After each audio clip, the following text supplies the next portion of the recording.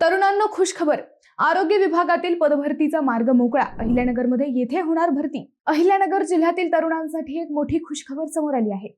आरोग्य विभागातील पदभरतीचा मार्ग आता मोकळा झाला असून जिल्ह्यातील अनेक आरोग्य संस्थांतील नवीन पदांसाठी भरती होणार आहे. मंडळी, राज्यातील श्रेणीवर्धित आणि नव्याने उभारण्यात आलेल्या आरोग्य संस्था पूर्ण क्षमतेने सुरू करण्यासाठी राज्य शासनाने मोठा निर्णय घेतला आहे.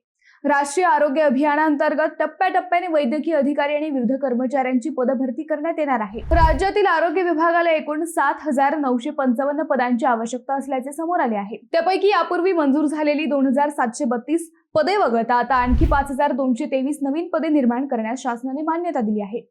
अहिल्यानगर जिल्ह्यातही अनेक ठिकाणी पदभरती होणार आहे. यामध्ये अहिल्यानगर येथील आयुष रुग्णालय, कर्जत, जामखेड, दौंड उपजिल्हा रुग्णालय, राहुरी तालुक्यातील चेडगाव, संगमनेर मधील कुरणकडी आणि कवठे बुद्रुक, श्रीगोंद्यातील मुंगुसवाडी, कर्जत तालुक्यातील म्हळंगी उपकेंद्र, नेवाशातील भेंडा बुद्रुक, पारनेर मधील राळेगण स्थिती प्राथमिक आरोग्य केंद्र तसेच श्रीगोंद्यातील कोळगाव ग्रामीण रुग्णालयाचा समावेश आहे. या निर्णयामुळे आरोग्य सेवा अधिक सक्षम होणार आहे, पण त्याबरोबर हजारो तरुणांसाठी रोजगाराच्या नवीन संधी देखील उपलब्ध होणार आहेत.